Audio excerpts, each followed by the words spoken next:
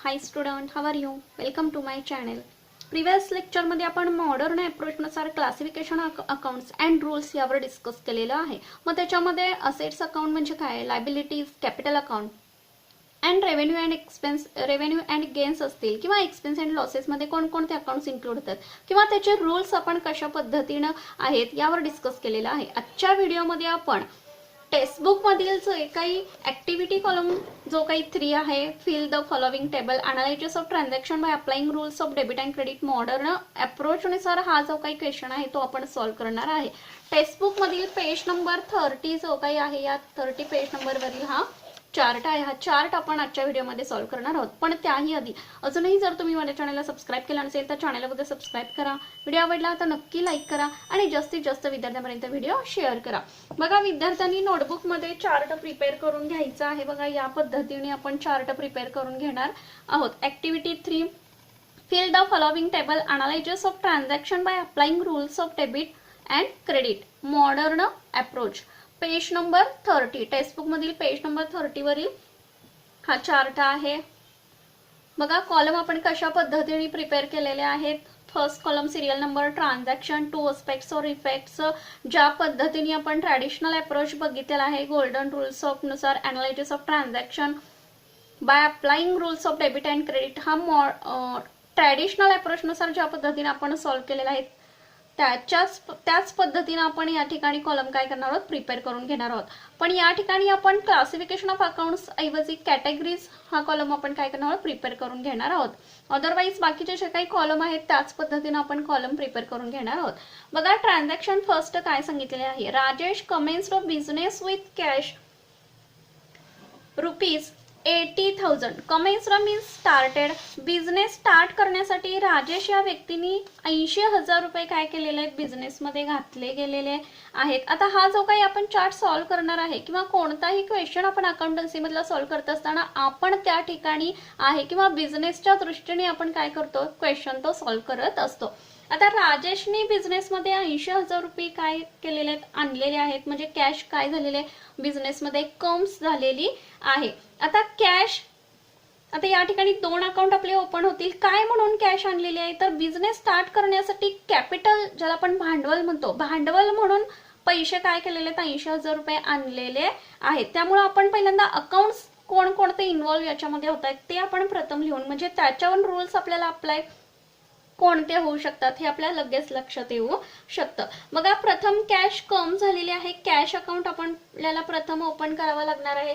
काय म्हणून कॅश कम झालेली आहे, तर कॅपिटल म्हणून कम झालेली आहे. राजेश या व्यक्तीने कॅपिटल म्हणून ही रक्कम काय केलेली आहे, आणलेली आहे. प्रथम कॅश अकाउंट इन्व्हॉल्व होईल, त्यानंतर कॅपिटल अकाउंट इन्क्लूड त्याच्यामध्ये होईल. कॅटेगरी जर सांगायचं झालं तर कॅश अकाउंट ही काय आहे, कॅश ही काय आहे, तर असेट आहे. बिझनेसच्या दृष्टिकोनातून जर विचार करायचं झालं तर कॅश ही काय आहे, असेट आहे. त्यामुळं कॅटेगरीज आपली काय येणार आहे, तर कॅश अकाउंट ही काय आहे, असेट अकाउंट मध्ये जाईल. कॅपिटल अकाउंट ही लायबिलिटी आहे. पण सेपरेटली जर विचार करायचं झालं तर कॅपिटल अकाउंट हा काय होणार आहे, सेपरेट अकाउंट आपल्याला ओपन करावं लागणार आहे की कॅपिटल अकाउंट. त्यानंतर 2 अस्पेक्ट्स और इफेक्ट्सचा जर विचार करायचं झालं तर काय आलेली आहे, रक्कम आलेली आहे. कॅश काय झालेली आहे, बिझनेसमध्ये कम्स झालेली आहे. Cash comes in.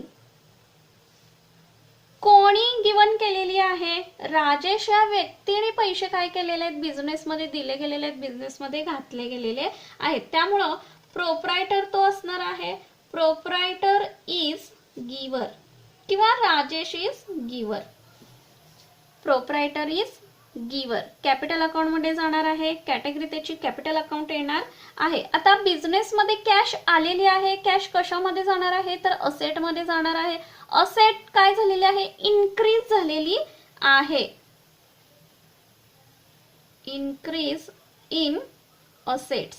आता या ठिकाणी ट्रॅडिशनल अप्रोचच्या बरोबर विरुद्ध म्हणजे मॉडर्न अप्रोच असणार आहे. जे काही रूल्स आपण प्रिव्हियस लेक्चर मध्ये पाहिलेले आहेत ते रूल्स आपल्याला या ठिकाणी मॉडर्न अप्रोच मध्ये अप्लाय करायचे आहेत. एखादी असेट जर वाढत असेल, इन्क्रीज होत असेल, तर ती काय पडत असते, डेबिट पडत असते. आता कॅश अकाउंट हे असेट मध्ये आहे. असेट बिझनेसच्या दृष्टिकोनातून विचार करायचा झाला तर इन्क्रीज झालेली आहे, त्यामुळे इन्क्रीज इन असेट.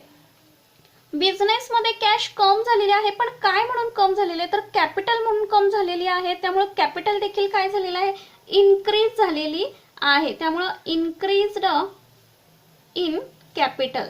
कॅपिटल देखील इन्क्रीज झालेले आहे. ऑलरेडी कॅपिटलचा बॅलन्स हा क्रेडिट असतो. जर कॅपिटल इन्क्रीज झालं असेल तर त्याचा बॅलन्स काय दर्शवतो, आपण क्रेडिट दर्शवतो. त्यामुळे कोणते दोन अकाउंट आपल्याला प्रिपेअर, कशाला डेबिट पडणार आहे आणि कशाला क्रेडिट पडणार आहे लक्षात घ्या. कॅश अकाउंटला डेबिट पडेल आणि कॅपिटल अकाउंटला क्रेडिट पडेल. प्रिव्हियस लेक्चरमध्ये जे काही क्लासिफिकेशन अकाउंट्स अँड रूल्स आपण एक्सप्लेन केलेले आहेत, हा चार्ट आपल्याला सॉल्व्ह करण्याच्या अगोदर तो व्हिडिओ तुम्हाला पाहणं खूप गरजेचं आहे आणि या व्हिडिओची लिंक मी डिस्क्रिप्शनमध्ये दिलेली आहे. ऑलरेडी तुम्ही हा व्हिडिओ पाहिला असेल तरी देखील हा चार्ट सॉल्व्ह करण्याच्या अगोदर देखील तो व्हिडिओ तुम्ही पाहणं गरजेचं आहे, म्हणजे सविस्तर तुमच्या लगेच लक्षात येण्यासाठी मदत होऊ शकते. नेक्स्ट ट्रान्झॅक्शन आहे पेड टेलिफोन बिल ऑफिस ₹5,000. पैसे गेलेले कशासाठी, टेलिफोन बिल भरलेला आहे, ऑफिस यूज आहे. बघा किती रुपीज तर ₹5,000. टेलिफोन बिल व्यवसायाच्या दृष्टिकोनातून एक्सपेन्सेस आहे, त्यामुळं एक्सपेन्सेस अकाउंट मध्ये तो इन्क्लूड होणार आहे. त्यानंतर पैसे गेलेले आहेत, काय झालेलं आहे, पैसे गेलेले आहेत, त्यामुळं एक्सपेन्सेस अकाउंट कॅटेगरी त्याचे एक्सपेन्सेस अकाउंट येणार आहे, सॉरी. आणि अकाउंट्स इन्व्हॉल्वड कोणते होणार आहेत तर टेलिफोन बिल चा अकाउंट आपल्याला ओपन करावं लागणार आहे. पैसे गेले कशासाठी गेले तर टेलिफोन बिल काय केलेलं आहे, पेड केलेलं आहे, त्यामुळे दुसरा अकाउंट आपल्याला कॅश अकाउंट ओपन करावा लागणार आहे. कॅश अकाउंट असेट अकाउंट मध्ये जाईल. बघा या ठिकाणी एक्सपेन्सेस कशासाठी झालेला आहे तर टेलिफोनचं बिल पे केलेलं आहे, त्यामुळं टेलिफोन बिल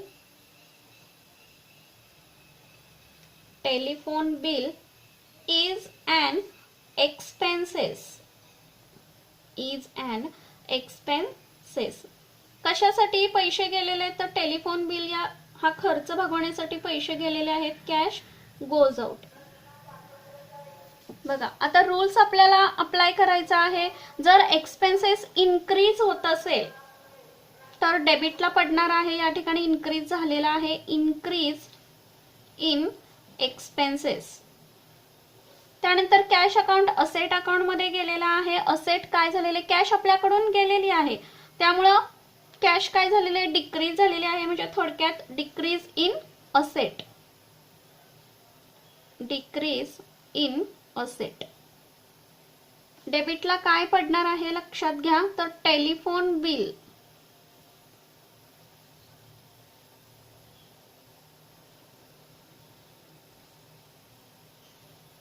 आणि क्रेडिटला कॅश गेलेली आहे, त्यामुळं डिक्रीज झालेले कॅश अकाउंटला क्रेडिट पडेल. त्यानंतर थर्ड ट्रान्झॅक्शन लक्षात घ्या, goods purchased for cash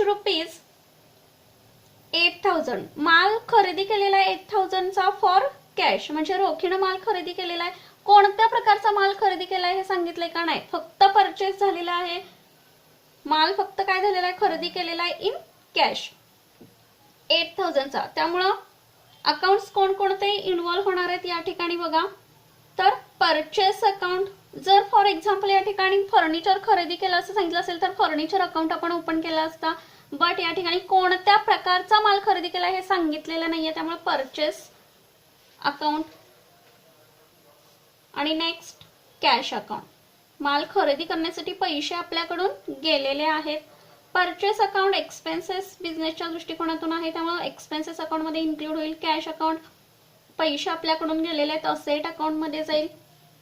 effect जर सांगायचं झालं तर purchase is an expenses. Cash गेलेली आहे माल खरेदीसाठी, त्यामुळे कॅश गोज आउट.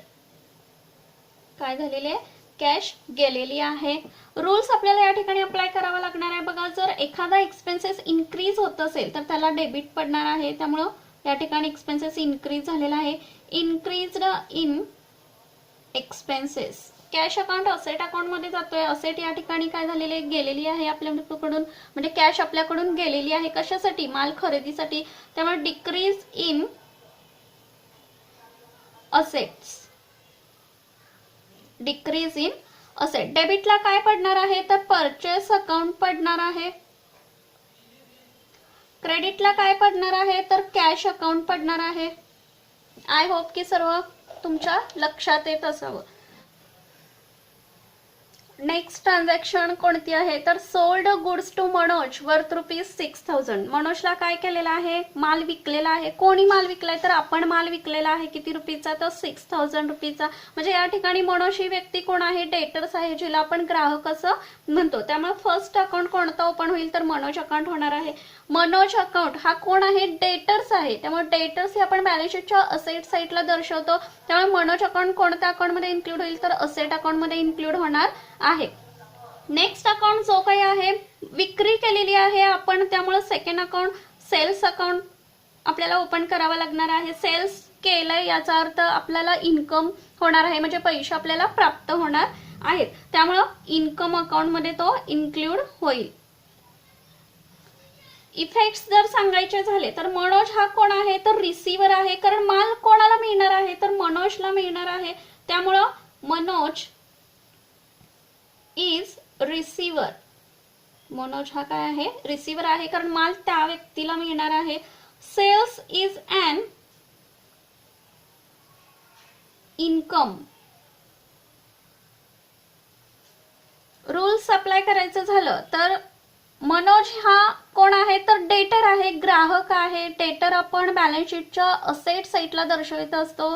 ही गोष्ट लक्षात घ्यायची आहे. त्यामुळं असेट काय झालेली आहे? इन्क्रीज झालेली आहे.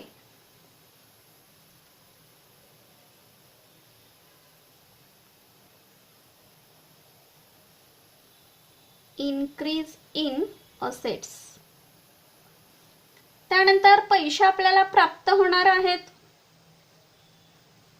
त्यामुळं increase in income.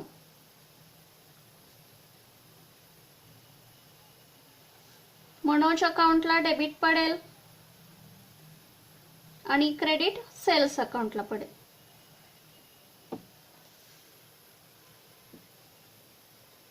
Next transaction सांगायचं झालं तर कोणते? बघा, purchased machinery from Suresh on credit ₹15,000. आता मशिनरी खरेदी केलेली आहे कोणत्या व्यक्तीकडून तर सुरेश या व्यक्तीकडून खरेदी केलेली आहे. म्हणजे सुरेश या ठिकाणी कोण असणार आहे? क्रेडिटर्स असणार आहे, की त्याच्याकडून ₹15,000 मशिनरी आपण उधारीच्या बेसवर खरेदी केलेली आहे. जरी या ठिकाणी नाव मेन्शन केलेलं नसलं आणि ऑन क्रेडिट दिलं असेल तरी आपण ती ट्रान्झॅक्शन काय गृहीत धरतोय तर क्रेडिट ट्रान्झॅक्शन गृहीत धरतोय. त्यामुळे कोणते दोन अकाउंट आपल्याला प्रिपेअर करून घ्यावे लागणार आहेत तर मशिनरी अकाउंट. मशिनरी खरेदी केलेली आहे, मशिनरी अकाउंट. आणि नेक्स्ट कोणता अकाउंट ओपन करावा लागणार आहे? कोणाकडून माल खरेदी केलेला आहे तर सुरेश या व्यक्तीकडून माल खरेदी केलेला आहे. त्यामुळं सुरेश अकाउंट. नेक्स्ट कॅटेगरी सांगायचं झालं तर मशिनरी ही काय आहे तर असेट अकाउंट आहे, assets account. Suresh account creditors म्हणजे काय आहे तर लायबिलिटी आहे. उधारीच्या बेसवर माल खरेदी केलाय त्यामुळे देणं निर्माण झालेलं आहे. इफेक्ट सांगायचं झालं तर मशिनरी ही खरेदी केलेली आहे त्यामुळे एक्सपेन्सेस मध्ये जाईल. Machinery is an expenses. कोणाकडून माल खरेदी केलेला आहे किंवा कोणाकडून मशिनरी खरेदी केलेली आहे तर सुरेश इज गिवर. सुरेश ही कोण आहे? व्यक्ती. क्रेडिटर्स आहे. क्रेडिटर्स आपण लायबिलिटी साईडला दर्शवितो, त्यामुळं लायबिलिटी मध्ये ती इन्क्लूड होणार आहे. रूल्स अप्लाय करायचं झालं तर असेट मशिनरी आहे त्यामुळे इन्क्रीज काय झालेली आहे? Increase in assets.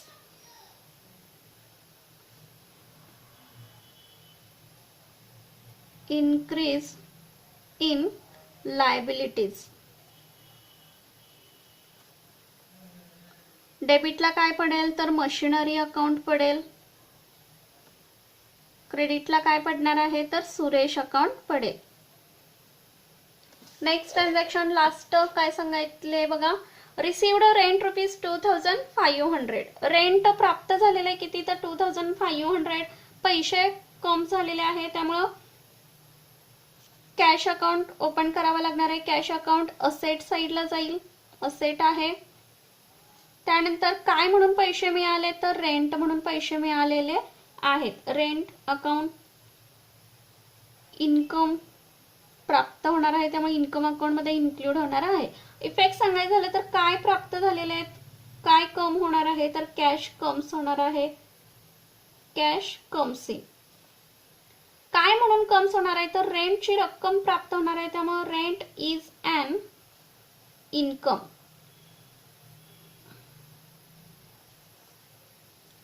Rules apply करायचं झालं तर कोणता रूल येणार आहे तर असेट इन्क्रीज झालेली आहे. Increase in asset. Next income is increase in an income. डेबिटला काय पडणार आहे तर कॅश अकाउंट डेबिटला पडेल आणि क्रेडिटला काय पडणार आहे तर रेंट अकाउंट पडेल. आय होप की सर्व तुमच्या लक्षात येत असावं. व्हिडिओ आवडला तर नक्की लाईक करा आणि जास्तीत जास्त विद्यार्थ्यांपर्यंत व्हिडिओ शेअर करा. थँक्यू. Take care.